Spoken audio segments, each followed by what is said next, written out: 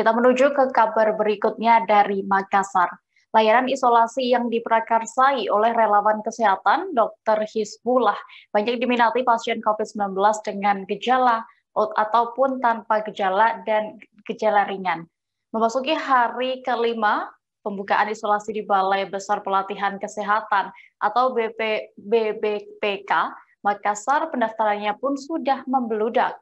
Hingga Minggu hari ini, 1 Agustus 2021 siang, sebanyak 34 pasien OTG dan gejala ringan yang ditampung dalam program isolasi ini. Pihak relawan menyebut hal ini berarti masyarakat semakin tinggi kesadarannya untuk mencegah penularan yang lebih meluas. Informasi lengkapnya akan disampaikan oleh rekan dari Tribun Timur, Siti Aminah, yang kini sudah tersambung bersama kami. Halo Ami. Ya, halo dia. Ami, bisa Anda jelaskan, informasikan bagaimana kondisi tempat isolasi yang diprakarsai oleh relawan kesehatan, yakni Dr. Hizbullah? Ya, baik. Dapat saya sampaikan terlebih dahulu bahwa kasus positif di Sulawesi Selatan terus mengalami peningkatan. Kasus harian mencapai 1.000 lebih kasus positif, di mana pada Sabtu 31 Juli 2021 kemarin, kasus harian Sulsel mencapai 1.268 kasus positif. Kemudian angka kesembuhannya mencapai 697 dan yang meninggal dunia sebanyak 21 orang. Nah, menyikapi tingginya kasus positif di Sulsel, salah seorang relawan kesehatan, Dr. Hizbullah, menginisiasi layanan isolasi terpusat di Balai Besar Pelatihan Kesehatan atau BBPK. Nah, tempat isolasi ini berlokasi di Jalan Mohala Suluro, Antang, Kota Makassar. Sebanyak 80 bed atau tempat tidur yang disediakan oleh isolasi yang diprakarsai oleh dokter. Ini dipantau langsung oleh tim bantuan medis Falcaneus Fakultas Kedokteran Universitas Hasanuddin dan juga tim bantuan medis Fakultas Kesehatan Universitas Muslim Indonesia Makassar. Kemudian sebanyak 6 dokter yang standby atau berjaga di lokasi isolasi ini, dan juga ada sekitar 20 mahasiswa Fakultas Kedokteran yang menjadi relawan untuk program isolasi yang diprakarsai oleh Dr. Hizbullah. Iya, Ami. Lalu berdasarkan pantauan Anda di lokasi, bagaimana antusiasme masyarakat untuk ikut program isolasi ini?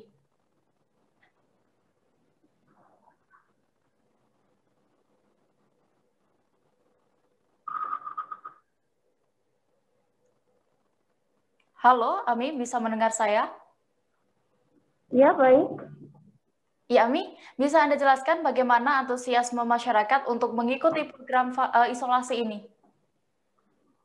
Ya, dapat saya sampaikan bahwa program isolasi ini dibuka sejak 5 hari lalu, tepatnya pada Rabu 27 Juli 2021.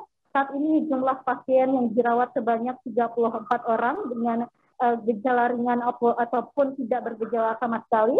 Kemudian pihak relawan saat ini juga sedang mempersiapkan kedatangan 50 pasien pada hari ini. Tempat isolasi yang diprakarsai oleh Dr. Hizbullah ini sebenarnya sudah penuh karena beberapa masyarakat atau pasien OTG dan maupun gejala ringan mengantri untuk mendapatkan layanan atau fasilitas di program isolasi ini. Sebelumnya dikonfirmasi Tribun Timur kepada Dr. Hizbullah menyampaikan bahwa ratusan pasien yang terkonfirmasi positif telah mengisi formulir pendaftaran. Hanya saja pihak tempat isolasi ini tak mampu menampung seluruh pasien tersebut di BBPK khususnya. Karena itu ada rencana untuk membuka program isolasi lagi di Makassar tentunya, maksudnya di Sulawesi Selatan, berlokasi di Kabupaten Goa. Ya, Ami, lalu bagaimana cara para relawan untuk mengantisipasi peserta atau pendaftar yang membeludak ini? Ya, baik, untuk memenuhi permintaan masyarakat agar diberi layanan isolasi, pihaknya kembali membuka tempat isolasi baru di seperti yang saya sampaikan tadi di Kabupaten Goa, tepatnya di pusat penelitian dan pengembangan atau Pusditbang milik pemerintah, milik Universitas Muhammadiyah Makassar. Nah, di sana ada 4 lantai kamar yang akan ditempati oleh pasien isolasi. Belum jelas berapa total kamar yang disediakan, hanya saja saat Tribun mengonfirmasi ke Dr. Hisbullah kemarin, pasien isolasi ini khusus untuk kluster keluarga, seperti itu. Iya. Lalu bisa Anda jabarkan apa saja fasilitas yang didapat jika melakukan isolasi di BPK ini dan juga bagaimana aktivitas pasien isolasi di sana? Iya, untuk fasilitas isolasi yang dihadirkan di BPK sendiri mulai dari kontrol kesehatan secara rutin, kemudian ada pemberian makanan 3 kali sehari, kemudian pemberian obat dan vitamin. Selain itu, setiap kamar terdiri dari 2 tempat tidur, single bed, ada televisi, dilengkapi dengan meja kerja, kemudian kamar mandi dan juga lemari pakaian. Nah, BPK juga memiliki fasilitas olahraga dan lapangan luas yang bisa ditempati untuk olahraga, karena setiap pagi mereka mempunyai aktivitas rutin untuk melakukan olahraga ringan.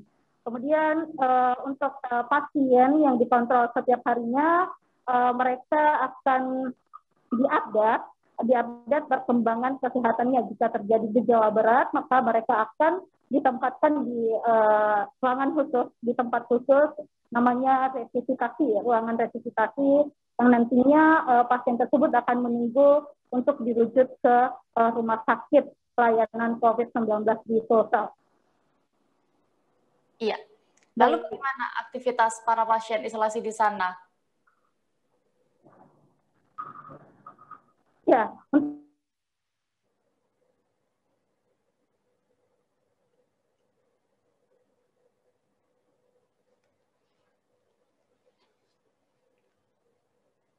untuk aktivitas pasien setiap harinya, karena mereka disuplai makanannya, diberikan vitamin dan obat-obat khusus untuk mengurangi atau mencegah penularan virus COVID lebih parah lagi. Ya, baik Ami dan Tribuners, tadi rekan jurnalis kami juga sudah melakukan wawancara bersama Koordinator Relawan COVID-19 Sulawesi Selatan. Berikut hasil wawancara selengkapnya untuk Anda. Ya, jadi untuk jumlah dokter di sini tuh ada 6 untuk menjawab.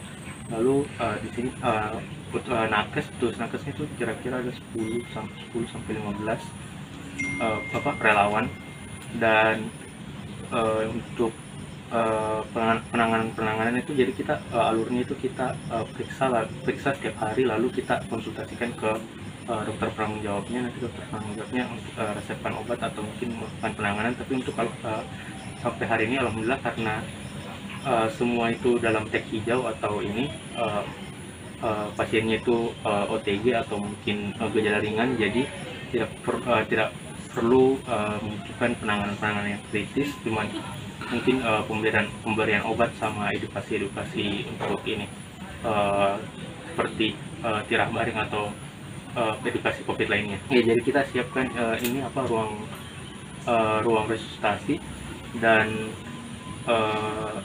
untuk penanganannya itu mungkin seperti pemberian obat atau ini atau itu saya bilang edukasi.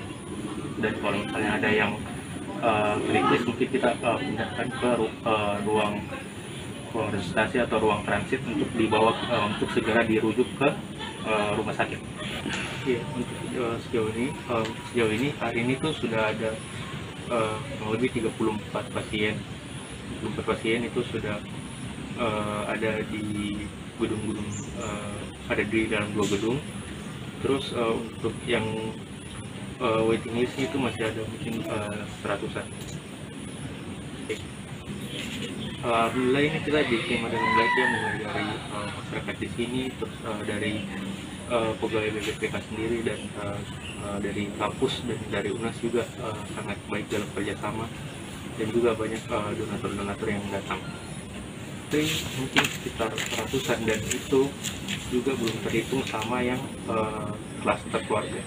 Maksudnya dia mendaftar satu nama, tapi dalam atas ini apa dalam banyak orang dalam keluarga gitu.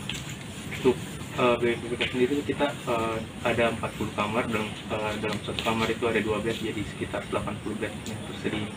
Jadi itu yang sudah termasuk dari penambahan yang kemarin. Yang sebelumnya cuma 16 kamar atau 32 bed jadi 80 bed. Kita usahakan lagi dulu untuk pembukaan di sini, untuk tambah tempat di sini kalau misalnya memungkinkan. Kalau misalnya tidak, mungkin kita arahkan ke tempat lain, mungkin seperti tempat isoman lain. Di sini menyediakan konsumsi, laundry, terus kita juga setiap hari tuh ada pemeriksaan kesehatan untuk tanda-tanda gejala dan pemberian obat ketika ada gejala. Sendiri kalau pasien mungkin di sini berjemur pagi biasa berjemur, atau olahraga seperti lari-lari di dalam zona merah, dalam zona merah. Ya, mungkin seperti itu. Terima kasih sudah nonton. Jangan lupa like, subscribe, dan share ya.